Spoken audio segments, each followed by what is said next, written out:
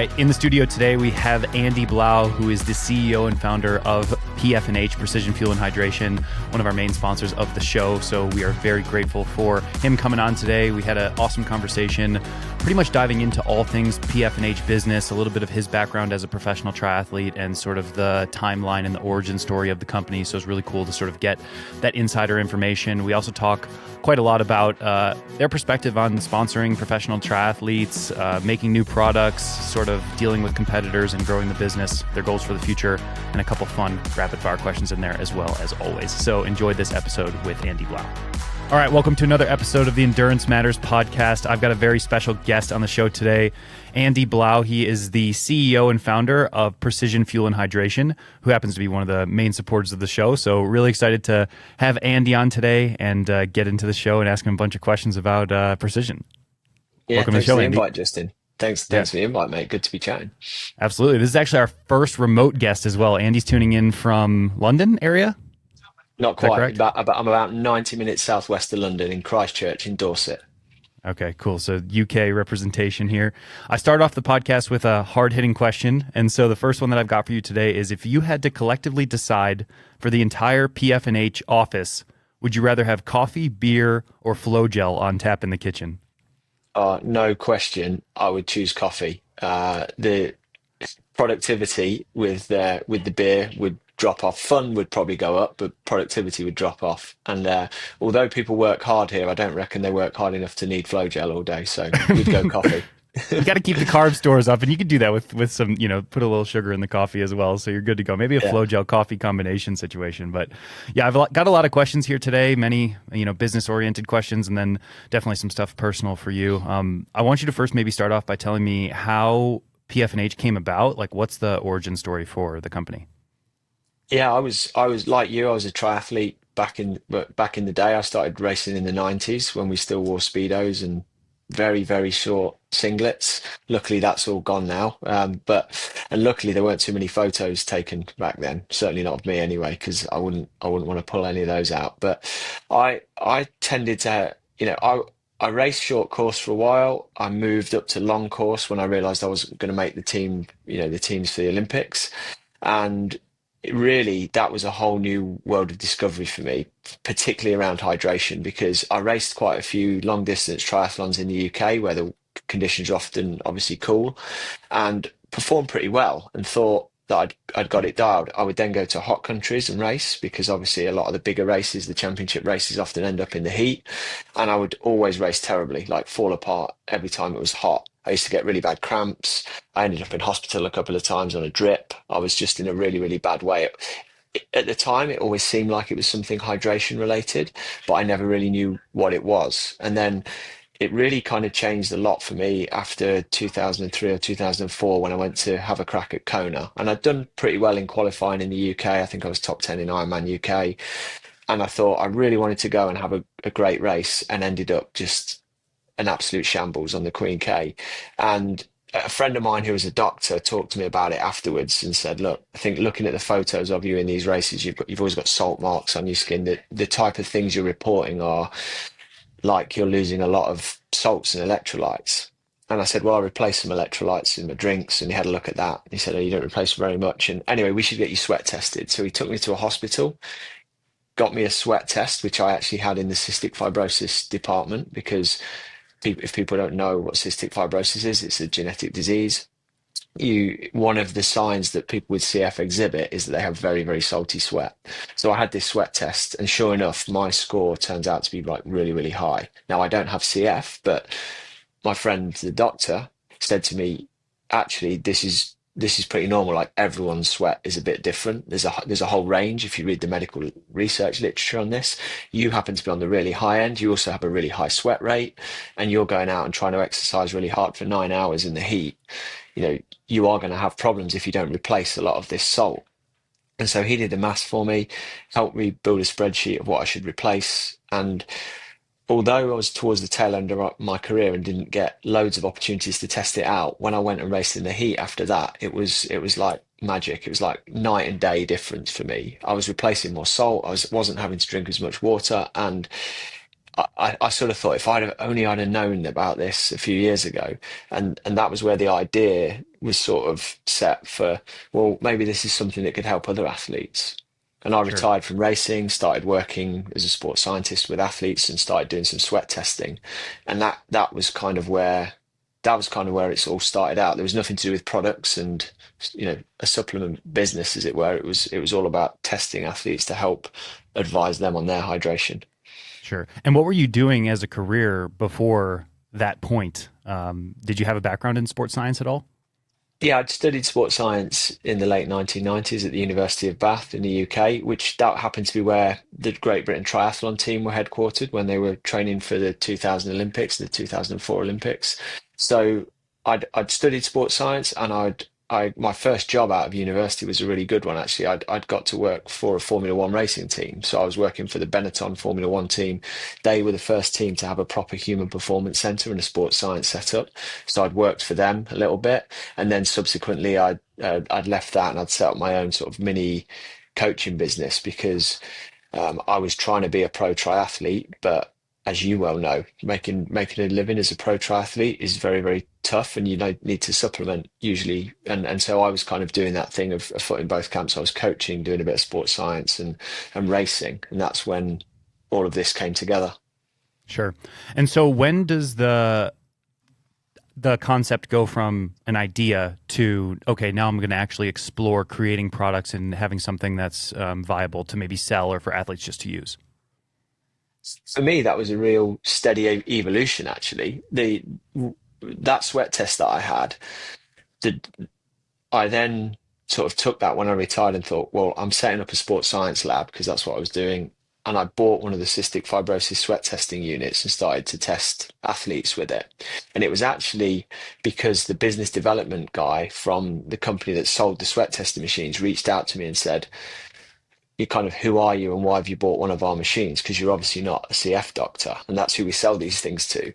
And they were incredibly supportive, actually, of me saying, well, if you think, I explained to them what I was doing with athletes, and they seemed to think it makes sense. And of course, they thought, this be an interesting new market for a piece of technology that we've already got that's doing some going elsewhere. So they sort of sowed the seed of an idea in my head, which was, look, we'll help to construct a business plan and give you a license, an exclusive license to sell this equipment into the world of sport if you think you can do that, and kind of put a bit of weight behind that. And I went along with it and I said, yeah, let's do it. And then at that time, I was a self-employed businessman, but I wasn't really running what you'd call a proper business. It was a one-man band or a two-person consultancy business. And so I reached out to some friends of mine who I knew were a bit older, who'd been successful in business, and started to get some help and advice. And one or two of them thought it was a good idea, thought they'd help, and then kind of got sucked along with the idea. And then before you know it, we're forming a company. This is 2011 now. And then we're testing athletes, and then athletes are asking us, what should we drink off the back of the sweat test? If we have a sweat test and you tell me this is my electrolyte loss level, what should I drink? And we drew up a massive spreadsheet of all the different sports drinks we could think of. Um, we then figured out, well, this isn't very good because we're testing people in America and they haven't got access to some of the drinks that we've got in the UK and vice versa. And so at some point, someone said, why don't we make our own drink? And of course, the first reaction was like, no way, we're not Gatorade, we're not Lucozade. How can we do that? And then you start making inquiries. And so all of this just kind of happens and evolves. And we started the business in 2011. We produced a very small batch of our own electrolyte drinks and products quite early on, but it wasn't even until like 2014 or 2015 that I even got close to going full time in the business. It was a real sort of slow start. We were just responding to what was out there in the market, what people wanted. Sure. Who were the people that you reached out to originally to test the first formulation of products?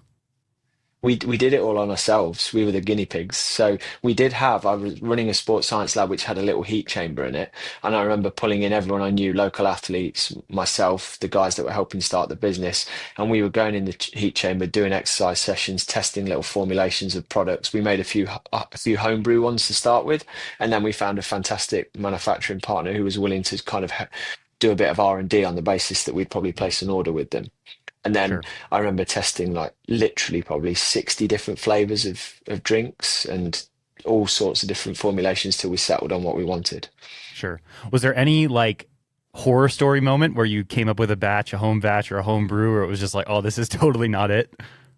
Yeah, to be honest, with the drinks, it wasn't too bad. The first ones that we made ourselves tasted awful. And but that was almost kind of expected because we were putting a lot of electrolytes in them and we didn't really know what we are doing with flavors. So we pretty quickly exhausted our abilities there. If you like really fast forward a lot of years and we didn't start doing fueling products in the business until COVID, 2020, Okay. 2021. Sure. And in that instance, we did go back to the drawing board. Mel, who works for us, went to her kitchen and we started making gels. And there were Okay. some real shockingly bad gels we made for the first few batches, like gels that you couldn't get your spoon into, gels that were a Yeah. bit crunchy when you ate them, and yeah, but but trial and error is what it is, and you get there in the end. Yeah, absolutely. I want to go back a little bit to the actual sodium composition testing equipment. So now, if you are interested in getting your sodium composition analyzed, you can go onto the Precision Fuel and Hydration website and find a testing center. So you guys have probably like 100 or more testing centers around the world. Is that testing equipment the same as what it was when you originally started, or has it evolved and changed to what it is today?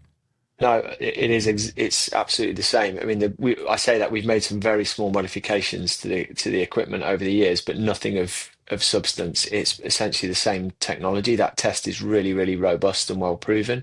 The big differences that we've made is that we've improved the software and our algorithms that we use to interpret the data because we've got a lot more experience now.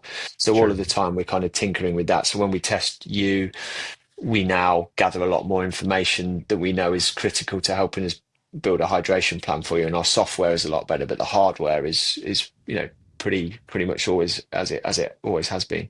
Sure.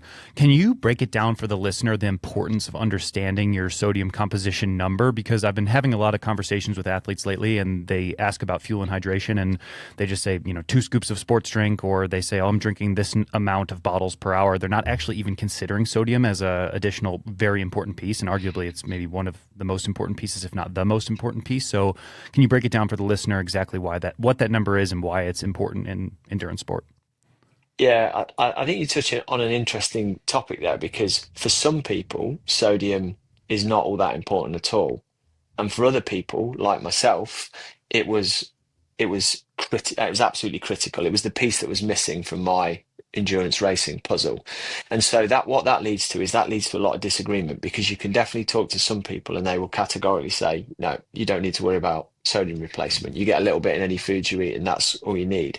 You talk to someone like me, and I was actually in the early days was guilty of being a bit of an evangelist for everyone taking tons and tons of salt, tons and tons of sodium, because for me it was such a game changer that I assumed that this would also be the fact for most other people. In actual fact, I think first of all, the characteristics you got to look for if you're likely to find individualizing your sodium replacement important are you doing long and hot races? If you're only racing relatively short distances and you tend to be in cool conditions, you're not someone with a big sweat rate, then potentially diving into the weeds to individualize your hydration might be a little bit overkill. When you start doing like 4, 5, 6 hours plus, when you start racing in the heat and humidity, when you start pushing your body really, really hard, having an understanding of your individual electrolyte losses can be really, really important. Even if in actual fact it doesn't change a lot for you. If you're someone who has a low sweat sodium when we test you and you don't sweat a ton, you might not make any adjustments to your hydration strategy, but at least you know that you're already hitting numbers that are in your ballpark. As I've said a few times already, for me, it was an absolute wake up moment because I knew that my problems as an athlete racing were probably hydration related. So what did I do? I just dialed up the amount of fluid I was taking in because everything you read and the way you think about hydration is it's like more water. But in actual fact, I had to increase the salt and reduce the water to get the balance right for myself. And then all of a sudden, I've given my body what it needs and what it wants. I'm replacing adequately what I'm losing, and it made a difference. So I would say to summarize, it's like it's on a sliding scale from irrelevant to total game changer. Yeah. But until you know where you are, then you don't know which of those ends of the spectrum you're at. Yeah, for sure. I always recommend athletes go and get the sodium composition test because the fact of the matter is, unless you live in the UK like yourself, a lot of these races are very hot and humid. So that's just the way it Yeah. is nowadays with where they're choosing to, locate these races. So yeah, like you can, like I said, log on to the Precision Fuel and Hydration website and get yourself one of those sodium composition tests. Yeah, they're relatively affordable, and I think that number is valuable for pretty much everyone out there trying to do endurance sports. I want to talk more definitely about the business. So, like talking about, so you talked about the origin story, kind of getting up to the point in which you guys had that first sports drink product in 2014, 2015. You started incorporating the gels and stuff. When you started selling products, what was that original product line looking like? We started very simple with four products, and that was four different strengths of electrolyte drink.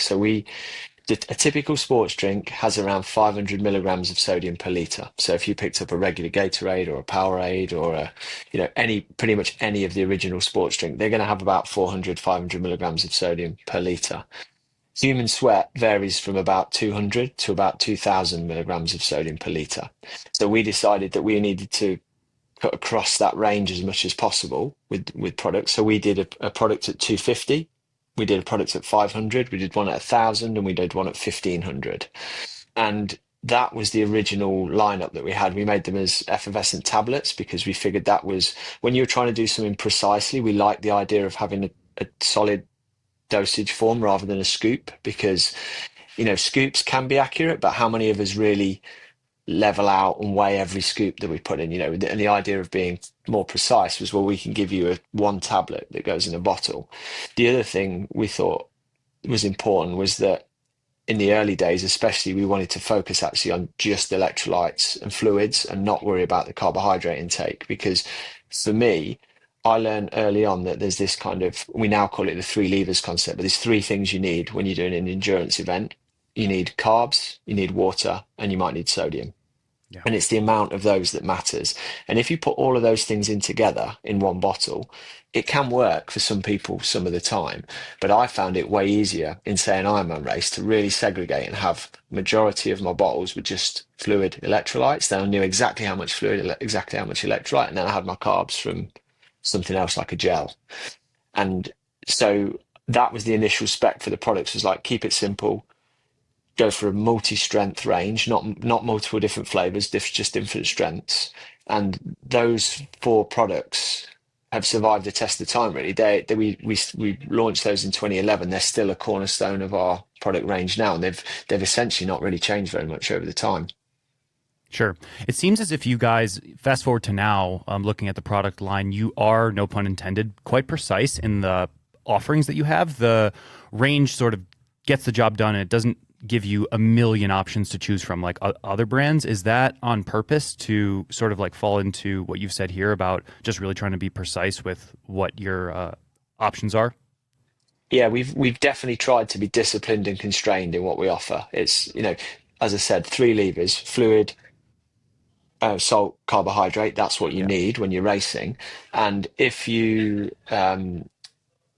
and plus caffeine actually. So there's like three Yep. levers plus an additional, which caffeine is one of the few other things that's got a bit of science. It's got a lot of science behind it to prove it's worth it for athletes. But we wanted to basically create a toolkit which is gives you those three things in amounts that make sense. So, most carbohydrate recommendations are made in terms of 30, 60, 90 grams of carbs. And we picked up a lot of gels that had 22 grams of carbs or 27 grams of carbs. And we thought, why would you not just make them in increments of 30? So, and we also didn't want to put lots of additional stuff in. So our gels don't have any flavoring. They don't have any electrolytes in. They don't have, apart from the caffeinated one, they don't have anything other than carbohydrates in. So the idea is keep it simple, teach athletes to know what their numbers are. So, and I know that if I said to you, Justin, how many grams of carb, how many liters of fluid, how many milligrams of sodium do you need per hour in an Ironman if it's these conditions, you would be able to rattle that off because we spent all that time working with you to figure that out. And then Yeah. you've got this toolkit to do it. And all of this is just really a reflection, I guess, selfishly of what I wanted. I should have had, I felt like I should have had as an athlete, was someone there to tell me Andy, if you want to perform well in Ironman, you need to know these three things, and this is what they are, and here's a toolkit to do it. And I just didn't feel that was around, and we've tried to create a philosophy and a product range and an education system that helps people get that right. Sure. Now, looking back on the entire range and the steps it took to create each of these products, what was something that was maybe a little bit harder than expected to bring that product to life, and maybe something that was easier than expected? Yeah, that's it. Bringing a new product to life, you always start with a huge amount of enthusiasm. And you think of an idea and you think, oh yeah, we can do that. And then you go at it hard, and I suppose it's an entrepreneurial spirit. You don't see what you don't know are the blockers and the problems. And I would say probably one of the hardest ones actually to bring out was the gel, Mm, because we we knew that we didn't want to just make a lot of gels as syrups. They're not actually gelled in some way. Like to create a gel, you need to have something which gives the product substance. It gives it a level of structure that's obviously not solid, but it's not liquid. Now, a lot of gels just are a very condensed, syrupy kind of structure, and I never felt like they sit very well on the stomach. They often don't taste as good. And so we went through this process with Mel, she's actually in our athlete support team, but Mel is an absolutely expert baker and used to run her own shop and these kind of things. And she used to make jam. And we knew that, you use pectin to set jam, and we had this idea we could use pectin to set a gel. And so we trial and errored it, and we got it reasonably good in terms of how we could make it in small batches. But then we went looking for people to help us manufacture this in like really large quantities. And yeah. there was a lot of naivety, I think, on our side about how you could take something which you could reliably make in a saucepan and then translate that into how you can make it in really, really large volumes. So we had a whole bunch of problems with early work with that.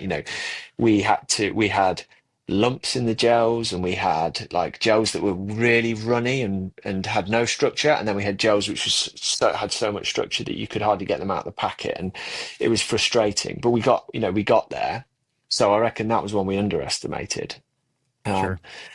if you ask me about one that was like easier than expected, probably absolutely none of them. Yeah. They've all been they've all been really hard. But I think as a team and as a company, obviously, I've got a whole bunch of fantastic people that work at PF&H now, and we are starting to get a lot more understanding of really what it takes to take a product from idea, right through to market. And so it's never easy, but I think at least we have now an understanding of the process we've got to go through to do it right. Yeah. One thing that I've really noticed and admired about Precision, and we've worked with you guys for quite some time, my wife Jeannie and I, and we've seen sort of like the evolution of your brand and this big takeoff. I would say probably in the last like 4 or 5 years, things have really sort of taken off. And maybe you can speak to that a little bit in a bit. But I'm curious if there was anything that you guys did from a branding perspective or a marketing perspective that really allowed you to take big jumps at one time. Yeah, a lot of people have said exactly what you've said, which is really nice to hear, that we seem to have really taken off in the last 4 years, and in some ways we have, because we've kind of been on this sort of slightly kind of exponential growth path for a little while, with the size of the business almost sort of doubling year on year, and that doesn't really get on anyone's radar while you're tiny. Because doubling is still significant, but it's kind of insignificant in the bigger scheme of things when you're tiny anyway. But you get to a certain point where actually, if you can keep that momentum up, then all of a sudden people are like, "Wow, you're kind of everywhere." I Yeah. think there's I think there's two totally different things though that have helped us to get that presence really. The first one was that up until 2021, we were just precision hydration, and we were just doing hydration products and sweat testing, which was a growing niche, but it's still a niche within a niche. We were getting asked about fueling all the time, but we weren't ready to take the step to do it. COVID and having the time back at base, we weren't traveling, and we had to really think about what the next phase of the business looked like, meant that we launched the fuel products. And launching those, we were very fortunate in that over 10 years of having a hydration business, we'd got a loyal customer base, and we got immediate adoption by people that were using the hydration products of the fueling products. And then we kind of figured out along the way that actually people do tend to use way more fueling products way more regularly than they do hydration. So Yeah. that was a big that was a big lever that we were able to pull by having a customer base and giving them a product. Most of it, I would say almost everyone who was buying a hydration product from us was buying a gel from someone else. And so there was like a big opportunity there for us to say, well, you trust us with your hydration. Maybe you can now trust us with your fueling. The second one is kind of the thing that's, I'll point at it up behind my head, is the color stripes, Sure. which is like a thing that came from working. My brother does a lot of our graphics and design. He's very creative, and early on we designed the products to have the four original hydration products were green for 250, yellow for 500, orange for 1,000, and purple for 1,500. And they sort of the colors get a little bit more darker and intense as you go through, and that was deliberate. But we'd never used it as part of the brand. They were just colors. And then we put, I can't even remember exactly how it happened, but we put the color bands on a hat. And then all of a sudden, like everybody wanted the hat, everyone that we met. And we were like, this is something. If people want it. And then we started to incorporate it in more places. And then it became part of the logo eventually. And now I think, I literally had a tear in my eye at Kona this year because I stood in transition area, like looking around at the bikes on race morning. And like, I couldn't look anywhere without seeing those bottles and I was Yeah, like, wow, we've arrived here now. If there was a bottle count, I think we'd have won it. Or for certainly sure. we have in terms of being noticeable. And so, yeah, it's with a lot of pride that we see the color stripes around, and I think they are just pretty unique. Yeah, for sure. I mean, it's very clear that you guys have spent. It's great that the origination of the company came from just having a rock solid product line. It's obviously clear that you guys put so much time and effort into ensuring that the products are like ultra world class leading. At this point, do you feel like where is the energy going? Is the energy going into refining or creating new products, or is it going into, okay, we've got a great product line, let's leave it at that. We just need to push marketing as hard as we can. All throughout the journey of this business, the emphasis has never been fully on the products. The products are a tool. What we're here to do is help athletes learn how to fuel and hydrate and perform at their best. And I Yeah. think increasingly now, I do feel like we're never going to have a complete product line. We're never going to draw a line in the sand and say we're stopping, we're not going to innovate anymore. But we feel like we've got a really broad product range within this niche of fuel and hydration when you're exercising. And where a huge amount of our energy goes is ongoing education now, finding ways. We're building new online tools like the fuel and hydration planner.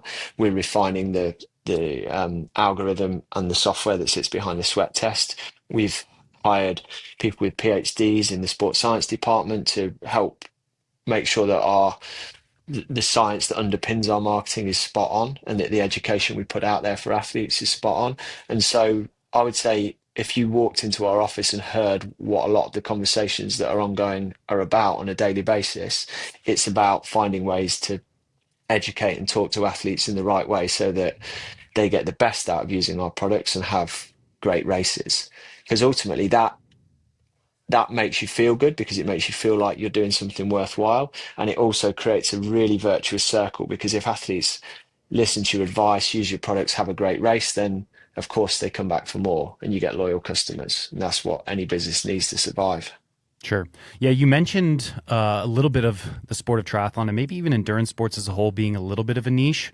Do you feel as though for the company to double and then double again and double again, you need to start broadening the web a little bit, either expanding the product line or getting it on store shelves? What does the future look like in order for the company to grow, or are you happy with it just being what it is? Yeah, really good. It's a really good question. I don't think we always sit down each year and talk about what we'd like to grow to the following year. And it's almost become a bit of a cliche that we're trying to we're trying to double again and trying to double again. But we're not venture capital backed, or we've not got investors even. We've bootstrapped this business. And so actually we try to be profitable in a small way, and we just try to reinvest to grow again. And so we're not under pressure to set really strong growth targets. I think the growth, it's a bit like the conversation with athletes around, say, body composition. It's like, is there an ideal body fat you need to be to? And it's like, well, actually, if you do everything right, you'll end up in great shape. Sure. That's kind of how we think about growth is we try and, yeah, we do things that we know will help us grow, or we think will help us to grow, but what we try and really do is just get our heads down and focus on doing them. To your question about like what do we need to do, or where could we broaden, you know, I think occupational health is a huge area for us. We already do a little bit in occupational health. So, as much as triathletes and ultra runners and cyclists do a lot of sweating, we now work with people who are up in on roofs in Texas, like in the summer heat, putting down tar and shingle and things like that. We're working with a massive company in Australia who fix the railways, and who actually are in the Northern Territories and are in Queensland in the summer, where it's, Miami-like conditions, basically. These guys are wearing PPE, they're welding rail tracks, and they're sweating more than you do on a 6-hour bike ride, Yeah. every single day. And we've put sweat testing in and we've put products into those environments and had massive success. And that's without really trying too hard. So I kind of feel like there's an opportunity there for us, as well as just the fact that, yeah, we people in triathlon know us. Some people in ultra running now know us. We're getting a little bit more of a foothold in cycling, but I still think we've got a lot of room to grow in the endurance world as well. Yeah, and one thing I'm hearing that's a common thread is that the motivation is coming from a place of actually trying to help people first, and I think that's really genuine, and it's not really coming from a place of like we just have to double our profits, and I think some brands are just trying to meet a bottom line or make investors happy, but if you don't have that outside pressure to, make a certain amount of money and you can do it to actually make an impact, that probably goes a long way in the long term. I am curious also to hear your perspective on maybe how much you guys are paying attention to your competitors, what they're doing, and how much that influences your decision making. Yeah, again, that's been a philosophy. The philosophy that we follow there has always been the same from the start. It's to be really, really aware of what our competitors are doing, but also not to get sucked in or bothered by it. It's kind of, I don't want to be existing in the industry and not know about new developments that our competitors are making. And we do all the things probably all intelligent brands do. We like mystery shop our competitors. We try on competitors' products all the time. We test out our competitors' customer service by phoning them up and by emailing them and talking to them, and not wasting anyone's time, but just like investigating, just trying to figure out like how are people talking to their customers about fueling and hydration and that kind of thing. But it's kind of a very secondary to what we do. I'd say most of the time we've got our blinkers on, focused on what we're doing, because trends come and go, brands come and go. I've learned over the last 15 years that I thought being a pro triathlete or trying to be a pro triathlete was like hard and competitive. And then I started a business. You're like, oh my God, business is 10x as competitive and hard and all that sort of stuff. So I also think as if we focus on what we're doing, that's the most important thing. Keep putting one foot in front of the other. Um, it is like being an athlete. You just put one foot in front of the other every day, small increments, building in the right direction. You aren't in control of everything. Things can take you out, disasters can happen and whatnot. But fundamentally, if you keep showing up, putting another brick in the wall every day, eventually you've got something pretty impressive. And I think that's where we want to be. Yeah, absolutely. One follow-up question I have, it's kind of a specific question, but I'm curious to hear about your guys' take on like distribution of product, something like the direct to consumer, people log on to pfnh.com and they go and get themselves whatever products they want versus going to like a secondary retailer like the feed and picking up your product there. Do you guys have a preference? Is there a reason why you feel like you need to stock on places like the feed, or like walk me through that decision-making process? Yeah, early on, we pretty much exclusively sold on our own website. And that was for two reasons. The first one was kind of necessity. We didn't hold a lot of stock. The stock that we had, we wanted to sell at the greatest margin that we could, because um, if you sell to retailers, obviously you're selling to retailers at a markup. Quite often they require payment terms. Small businesses often find things tight. Chasing for money is quite stressful because people don't pay bills. We actually had a very instructive early interaction with a bike store that we gave a lot of product to, and they went bust while they held our product. And at the time, we didn't get anything back, and it was a real instruction for us on how business can go if you're not careful. So early on, we were exclusively wanting to sell direct. The other thing was as well, and it still remains a little bit like this, is we would rather sell direct to people, not principally actually because the margin is better, but because we have the relationship with the customer then. Our customer service team is world class. They are literally the heart and soul of our business. And I want customers to have a great experience. If they don't, if their parcel's late or damaged or whatever, we can deal with it. We always take massive pride in doing that. So we want to have that relationship. So that remains our primary focus, I would say. What has happened though over the last few years is that we've realized that A, there's a business opportunity, and B, there's a lot of people in the endurance sport community who run small businesses, retail shops, this kind of thing, who are starting to reach out to us and they want to stock our products because our products are getting more well known. And so in the last couple of years, we've got a great guy, Jack, who's joined the team, who's really taken on building some relationships with those retailers and started to introduce the right retailers who can rep our products properly and give advice like we would give and onboard those into our community. So I think increasingly as we grow,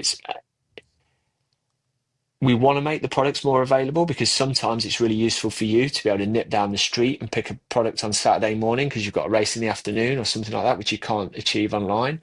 But again, I don't ever want it to be like a purely financial business based decision. We do business with people that we want to do business with because we like them, because they're part of our community and we're part of their community. So that's the kind of, again, that's the philosophy that underpins when we do business with other people. Sure. And one thing that, I mean, even my personal experience having worked with you guys separates you from any other nutrition brand that I know out there is the availability to speak to a sports scientist, sweat expert. Talk to me a little bit about the team and why you've alluded to it a little bit, but talk to me a little bit about their role and what that service is for people who want to use it. Well, if it's not clear from what I've said already, I started out as a kind of sports scientist, coach, someone who wanted to interact and work with athletes. And for the first 7 or 8 years of the business, I was the primary person who would talk to athletes and advise them on how to use our products. And I got a lot back from that experience. Johnny, my business partner, he's also a world-class athlete. He was a marathon kayak specialist. He won a silver medal at the World Championships, and he came along with me on that journey. And he would spend a lot of time, chatting with athletes. So it's kind of in the DNA of the company that's what we do. Dave, our marketing director, he always kind of tongue in cheek describes himself as like the athletic runt of the group because he's not really from an endurance background, but he spent 10 plus years in the industry now and can talk the talk and can understand, can help athletes, and he gets a kick out of doing it. So the natural extension when we got big enough is we started to hire other people who had that kind of coaching and teaching outlook. So now got a team of 6 or 7 sports scientists. We've got another team of 5 people in customer service. Pretty much all of them are either athletes or have a sports science degree. And so our availability to talk to customers, to talk to professional athletes that we're working with is pretty much unrivaled. And it's pretty much around the clock these days because we've got people who are taking calls for us in Australia, in the US, in the UK. Our goal, as you know, from having worked with us, is like, just if you want to talk to us on a Sunday, you can talk to us on a Sunday. We'll be there and we'll debrief with you on that race. And that's the coverage we're looking for. The latest people that we've hired is to try and next level that. So Dr. Sam Shepherd was a lecturer at Liverpool John Moores University in the UK. He's now our head of sports science. He's got an incredible academic record, like 100 published papers, real expert on carbohydrate metabolism. We've hired Dr. Lindsay Hunt from the University of Sydney in Australia. He did his entire PhD on sweat rate modeling. So, kind of a perfect fit for us. And then we've got, I think everyone in the sports science team pretty much is doing a marathon, an Ironman, a half Ironman next year. They live it as well. So they love getting on calls with athletes every day at work. It's what they'd rather be doing. Yeah, it's very cool. You don't have to name names, but I'm curious, in your opinion, who at PFNH has the best job and who has maybe the worst or the hardest job? That is a great question. Who has the best job? Depends what day of the week it is. But I reckon, I mean, I would probably say in some ways I probably do have the best job because I've seen this thing through from start to where it is now, and I've been lucky enough to pick up some absolutely amazing people along the way who are way better at I am than certain things. So, you know, it I, I I couldn't pass this point without giving a shout out to my business partner Johnny, who came in, as a young guy, worked with me for years, learned a lot from me, I would like to think, but then has gone on to teach me so much because he is the logistical and operational head of the business. The reason that, we can get the parcels that we need to get out the door on time to where they need to be, that we have great relationships with our manufacturers and all that sort of thing is down to his logistics and operational brain. I would say that he, therefore, a lot of the time has potentially the worst job in the business because he deals with all of the problems that I create. So if we create great demand, he has to fulfill that demand. Sure. If we invent a product and say this is going to sell really well and produce a load of it and then it doesn't sell, then he's the one who has to warehouse it and figure out where it's got to go and deal with it. So, I would say, yeah, poor old Johnny, he might not say the same thing, but I reckon he's got the worst job. He's a good man. Shout out Johnny for sure. Yeah. I am curious as well. You've mentioned that your company sort of evolved and changed through the pandemic, and I think like the entire business world has been a little bit different since then, with the mandate of people coming into the office not being as commonplace. And I think a lot of people are work from home now. What's PF&H's stance on work from home versus having people come into the office and actually be there in person to collaborate, communicate, and like make the business run? Think we essentially went entirely the different direction to the rest of the world because you're right. A lot of people started working from home. My wife, who works for a medical charity in the UK, they went from going into the office most of the time to 100% remote working. We went from obviously 100% remote working during COVID, and then actually went out and found a bigger office. And everyone pretty much is in the office almost every day here. And I think that we do have a bit of hybrid working. People definitely work from home from time to time, and we have people who work fully remotely because we have people based in the US, we have people based in Australia, and head offices in the UK. But we're trying to create a culture and an environment where people want to come to work. And I would say that we've achieved that. We found a fabulous building, like an old barn type building, which is really cool. It's got really big natural light. We've put a really nice, massive kitchen in there so people can come in and cook and have nice meals. We're fortunate to have our warehouse on site as well. It's not joined, but it's a 50-meter walk between the two. So we can all get together, and we still all get together at least once a day on a 4 o'clock all hands call when we dial in people from around the world. And I would say that that culture of being like all in and all in one place is something which I've seen it, and I'm impressed by companies that manage to do it remotely. But for us, it's about being here. Yeah, absolutely. I feel like, is there anything tangible that you've noticed from having that group environment, that team environment? I guess there's not a massive comparison other than to the, year or so during COVID. Is there anything else that you're noticing from just having people collaborate in person that's a big value add? It's not any one thing. It's loads and loads of little things. If I give you an example, we work with Lotto Destiny, the pro cycling team, and we work with Victor Campenaerts a lot, who won a stage of the Tour de France this year. And Victor has been a massively vocal advocate of precision fuel and hydration over the years. We invited him to our office last week and wanted to give him something really special as a one-off, like a gift. And I said, I was chatting with my brother and we were talking about, wouldn't it be cool if we got one of our gels or one of our products and like set it in a block of clear resin and kind of made him a little trophy, that was like a unique one-off thing.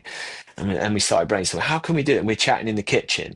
And then Justin, who's our web developer, he says, oh, I couldn't help overhearing what you're saying, but actually, um, I play around with resin quite a lot, make some models and things. I reckon I could have a go at that. And then literally the next day, the guy comes in with a gel in a block of perfectly clear resin, and they're like, "Wow, amazing!" That would Job never have done. happened if you weren't like talking about something in the office. And that probably is a bit of a silly example, but I just think that cross pollination, and we've got loads of young people that work here. I'm 46, and I'm one of the older people who works for the business, so I think maybe once you mature in your career, working remotely a bit more of the time is fine.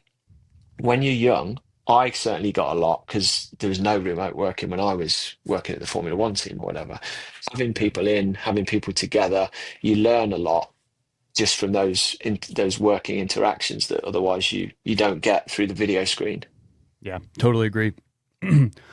One thing I'm personally very interested to hear your take on is about your guys' investment into professional triathlon. I can assume that some of your desire to invest in professional triathletes is because you were once a professional triathlete and you want to maybe give back a little bit. But I'm curious to hear, what do you, as a CEO, or what does PFNH as a company value in sponsoring professional triathletes? Yeah, we definitely a big part of why we do that is because having been there myself, I understand that you need sponsors and you need partners that are going to support you on the journey as an athlete. What we get from working with professional athletes nowadays is I think one of the biggest things we get back is we get to learn from the coalface of people who are really, really trying as hard as they can to be the best that they can. And if you're willing, like you've been willing over the years, to share with us in minute detail everything that you've eaten, drinking, and drunk in the build up to races, during races, how you felt, how you've performed, we then take that, as you know, we iterate that with you. It's like, well, Justin, we're going to tweak this a little bit because you're saying this is how you're feeling, and then you do that enough times, and you get this trial and error process, and then you build up this massive virtual, and then now we've got a physical database with our case studies of information about what the very best in the world are doing. And the interesting thing about what the best in the world are doing is often it's one or two steps ahead of even what the science is saying we could or should be doing. Sure. So I think one of the biggest reasons that we invest in our relationships with those pro athletes is, yeah, we do get a huge amount back from if I remember when we were helping you try and get around some of these hydration problems, and then we would get a huge amount of satisfaction in the office when a text came in and Justin says, yeah, I've had a great race and I got this right. And it's like, yeah, because it's a very small part, but you play a small part in that and you feel that, Yeah. so you get something visceral back. But then beyond that, you've gained a bit of experience, which you can then translate and parlay into maybe how you might develop a new product or how you might improve the algorithm in the online sweat test. I'll give you a direct example of that would be we didn't, and we still don't we still don't routinely recommend athletes drink more than about 1.5 liters per hour in any conditions because it's a lot of fluid. But we have had numerous cases now where we've seen athletes who have been required and needed to drink more than that to get through an event, which would have blown my mind. And if you read the science on hydration, you're not going to find many examples, and you won't find many people who are willing to stick their neck out and say that some athletes would need to drink that much. But by actually being there, measuring it, working with athletes, and seeing it in real life, you do at least have that kind of mental reset of going, well, yeah, where we thought the limits were, they've gone up a little bit, so we need to be open-minded to that. So Yeah. I think we just get a lot of learning back is probably the main thing. Yeah, absolutely. I know a specific example. I was working with Chris quite closely, who was one of the sports scientists, and this was probably 2022. And I had sent him over like, I think I'm going to try doing like 135 grams an hour of carb, which at the time was like on the high end, and I think 1.8 liters per hour of Yeah, fluid. yeah, And I think he cautioned me like, yeah, it's on the high side, but go for it. And I think I won the race or was second or something. yeah, yeah. And I think that was probably a good data point for you guys to be like, oh well, Justin, he's 80 kilograms and 6'4". Maybe his stomach lining is a bit bigger than the average pool that we're researching. Exactly, Um, yeah. so we had a whole conversation around that. I am curious to hear if you guys, it seems as though you're getting a lot of information from that particular aspect of the relationship. Is there any specific focus on your athletes winning races? Is there any specific focus on, okay, this certain athlete needs to be of a certain value when it comes to social media? Like, what is your guys' take on that, and when it pertains to professional athletes?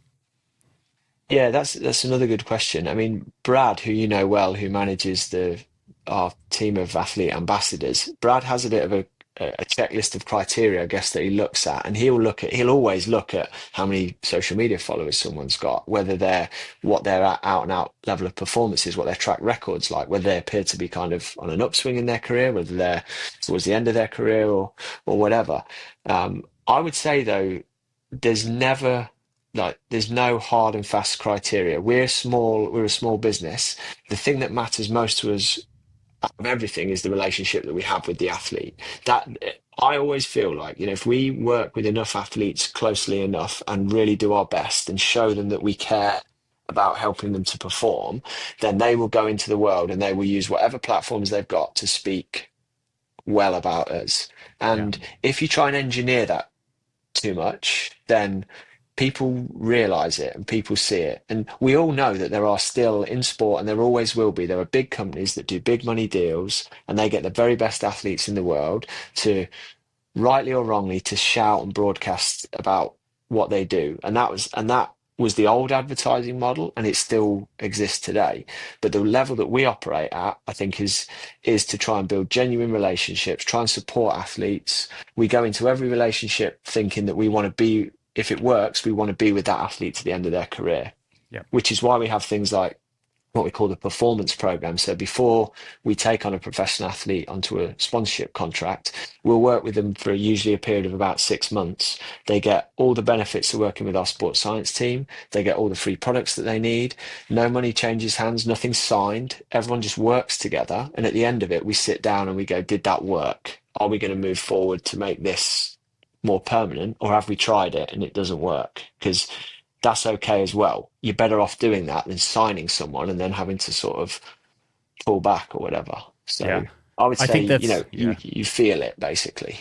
Absolutely. I think that's a big difference maker, and it gave me a lot of like solace and confidence because, when we started working together on a personal level, I was very successful on the race course, and it made it feel as if I was proving my value. And over the course of the last 18 months, when I've had injuries and setbacks, Brad came to me and said, "We're going to support you as long as you continue to race through the ups and downs. We Mm. were there with you when you were winning triathlons. When you're having a little bit of a hard time with injuries and stuff, we're going to ride with you now as well." And obviously, your guys' investment in the podcast has been monumentally helpful in helping this get off the ground. So we obviously thank you for that. But No, I, we and yeah, on that, Justin, yeah, it's two way, and you've always been a fantastic ambassador for what we do, and so yeah, that's absolutely why. There's no question in my mind when you wanted to start the podcast. It's like, well, yeah, let's get involved if we can add value, then let's do it, and it's great to see how successful it's been. yeah, thank you so much. Yeah, we appreciate it. I have a little game here, an intra podcast game. We did this one time before with Matt Hansen. I've got, I think, like 6 endurance sport like nutrition specific trends. I just want you can elaborate a little bit if you choose, but you can just say like hot or not. Yeah, You ready? All go right. Number for it. 1, 150 plus grams of carbohydrates per hour. Hot, but not for everyone, and potentially dangerous. Okay. Ketones. Not for me. Caffeine reduction in the week or weeks leading into a race. Not for some people. Okay. A lot of nuance in sports nutrition, I feel like. So maybe Yeah. this is tough Sorry. answering. Yeah. No, it's all good. How about sodium loading pre-race? Hot. Carbo loading pre-race? And maybe say that one more time. I think you cut out a little bit. That is definitely hot. Yeah, for sure. Fasted training to become more metabolically dependent on fat as fuel. Was hot. Now not hot. It's funny how it goes in ebbs and flows like that. I think like Yeah. 2 years ago, everyone was hitting the fasted low carb training, and now we're all doing 150 grams an hour. Um, yeah, it's crazy. But okay, that's good answers. I feel like those are really hot topics in a previous podcast with, like I mentioned, Matt Hansen, who's a professor of exercise science. He touched on some of the things that you were saying as well, and agreed. So I am curious, as a final point here before we get into the rapid fire, how much do you perceive sports nutrition as an impacting factor on the rapid speed improvements we've seen? Like, Ironman World Championship records are getting broken, marathon records are getting broken for almost every race. Do you think that that's mostly coming from a nutritional perspective, or do you think it's an element of maybe training being different or equipment, stuff like that? I think it's probably, if you take triathlon, I reckon there's three things which are mainly pushing it forward, in terms of like seriously impactful. I do think nutrition is one of them. I think that increasing carbohydrate consumption per hour and making sure that people aren't blowing up in the later stages of the race. It used to be quite common that people would be really falling apart. That obviously hasn't gone away, but if you say look at professional cycling, where we used to watch the Tour de France and wait for the leader to maybe have a really bad day when he bonked in the mountains, I can't remember the last time that happened because Yeah. I think the nutrition intake and the higher amount of carbs per hour in particular is moving the needle a little bit. I would say in triathlon you've got that, you've got the nutrition. I reckon that the non-stop, progression of like aero gains in the cycling part, that is when I look at what the bike I used to ride and the position I used to ride in and that sort of thing, I genuinely think I was leaving 25, 30 minutes on the table when it came to an Ironman For bike sure. bike course easily. And then super shoes as well. Because as someone who still runs, I put on a pair of Alpha 5 threes lately, and I'm like, this is essentially doping. These are Yeah. incredible. And I reckon if you put those three things together, they don't explain everything, but they do explain, suddenly athletes are always going to get more competitive as things get sharper. And I don't want to take anything away from those amazing, however many guys, what is it, like 16 guys under 8 hours in Kona or whatever. Yeah. But I think if you never get to do it, but if you stripped away that kind of like, if you gave everyone 60 grams an hour, gave them a bike from the 90s and a pair of thin-soled racing flats, how many guys would we see under, you know, 8 hours at that point? I think it's going to thin the field a little bit. So Yeah. they feel to me like, and in marathon running, it's obviously just two of the three. It's the carbohydrate intake and it's the super shoes. Yeah, absolutely. From a nutrition perspective, how much do you perceived that we have extracted in terms of improving high performance? Do you still feel like there's mountains to climb and a lot of barriers to hurdle, or are we kind of getting to that pointy edge of like there's not going to be that much more that we can extract from a sports nutrition perspective? I think when people execute it really, really well, I think we fundamentally understand largely what people need to do now. I think a lot of the problems are those problems of execution and problems of sort of your body tolerating what you need because we are pushing the gut and the body to take in more fuel, more fluid and salt sometimes. And the obvious downside to that is GI issues, which can then derail a race. So there's that kind of practical, can I get enough in to meet my needs? And then alongside that, I would say from doing the case study stuff that we do, it's actually really making sure that athletes are getting the numbers they think they're getting and also that they're able to do so efficiently. I still think there's a good amount of room for improvement in how we carry off fluids and electrolytes and carbs on the bike, for example, how we carry them on the run, how we dose them. Because you watch every time there's a T100, I feel like there's a bunch of videos of people like failing to pick bottles up at aid stations and slapping them out of volunteers' hands. And, Yeah. you know, there's got to be better ways of making sure we've got what we need, we can access it, we can work out how much we've had. Because we do a lot, as you know, we sit down with athletes after a race and we try and work out how much fluid they had, how much salt they had, how much carbohydrate they had. And we get better at making really good estimates, but I don't believe that all of the ways that we carry it, the way that we dose it, are giving us the accuracy we need back to then iterate. So I'm always interested, and we've started working on products like we've just made a flask, HSC 250 flask with profile designs that goes on the top tube that you put flow gel in, so you can see your flow gel, you can calculate how much you've had. You're not taking up a bottle cage carrying it, and that's a very small step in the right direction. But I think technology, do I think we're going to find like another nutrient variant? There's people playing around with different blends of carbohydrate now and things, and maybe there's marginal gains to be made in some of those areas, but I'm focusing my energy and we're trying to focus our energy as a team on getting the right amount of what athletes need into their systems and knowing with confidence that that's what they're taking so that we can iterate it. And I think that's where there's still room for improvement. Cool. Yeah, very cool. Before we get in the rapid fire, I'm giving you the floor to maybe say anything that you're really excited about for the future, or maybe anything that we've missed here in our discussion today in regards to PFNH. I think overall, as someone who's been in endurance sports, my whole sort of adult life, really, I'm really excited to see all of this. I think endurance sports are kind of coming together and crossing over a lot more. When I was at Leadville 100 this year, I saw a bunch of triathletes that I knew who were running the 100 miler. I saw triathletes riding the 100-mile mountain bike race. You see,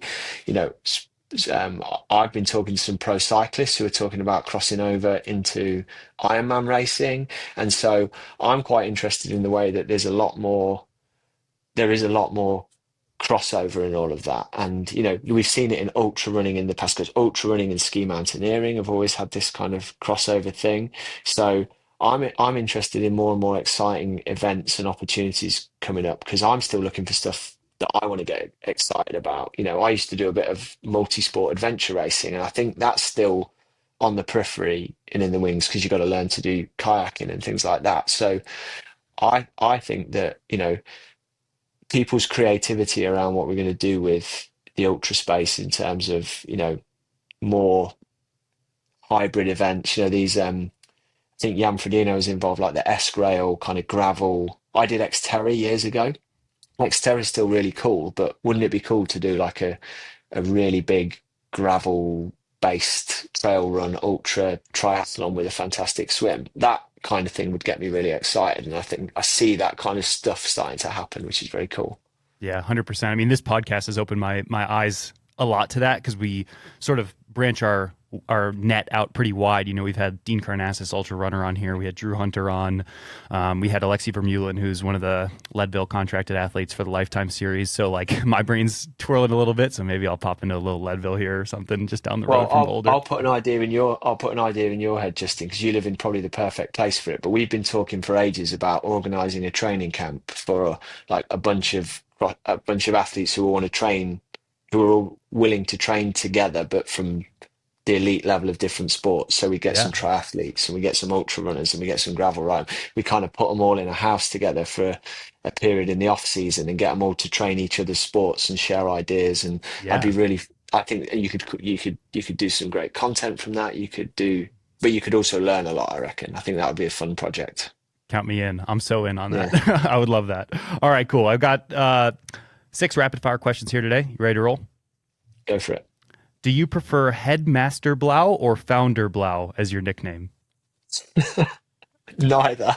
But I know that came from Brad. I might have had some outside assistance from some PFNH employees here. Yeah. What's the ideal amount of sodium per hour for someone who knows nothing about anything or about themselves? Just start. Yeah, if it's a long, hot race, which is always my reference point, because that's where it starts to be impactful, I would go with about 700 to 800 milligrams per hour, something like that. But cool. It's difficult to say. Yep, for sure. What's your go-to pre-race breakfast, or what was it when you were racing Ironmans or professionally? And then what, in your opinion, is the ideal pre-race breakfast? I was always oatmeal, honey, maybe a bagel, and a black coffee. I don't think that's probably too far off the mark, but something along those lines, nothing too complicated. Yeah, for sure. Who is your favorite PFNH sponsored athlete or employee? You can't have favorites, can you? It's definitely not Brad, though, if he's watching. If he ever sees this, Brad, you're not the favorite. Okay, perfect. That's a fine enough answer. I know as a dad, you're not allowed to pick favorites, but I know you got one. Yeah. I would say I tell you who I do have a kind of a soft spot for, if you like, is should I say this? I will say this. It's Leon Chevalier, because Leon is like really, and I say that just because he's top of mind because we're recording this not that long after Kona, and Leon came to us when he did his first Ironman. He was recommended by a good friend, and we sort of helped him with that. And he's just watching him just gradually climb the ladder. And I would still say that Leon is one of the most under the radar, under respected guys in triathlon. But you look at his performances at Ironman Worlds over the last few years. So yeah, not necessarily, I don't have favorites above and others, but I have so much respect for that guy. I think that, and I'm backing him to go all the way one day. Yeah, me too. Incredibly valuable to your guys' brand. His helmet in Kona was pretty cool, so maybe go sift back and see those photos. All right, final question here. In 5 years, who's winning the 5K time trial, you or your son? If he's watching, Bobby, I reckon I'll still be able to take you, but it'll be close. 51-year-old versus 15-year-old. We're gonna have to get the PFNH cameras out and throw that up on YouTube or whatever. I'll Yeah, hold you to that. All I'm right, looking cool. forward to it. Well, thanks very much for joining us today. This was a great conversation. Great to catch up, and appreciate you coming on. Yeah, no, thanks, Justin. And yeah, really, really glad to see what you're doing with the podcast. It's fantastic. Keep it up. All right, thanks very much, and we'll catch everyone in the next episode. Peace.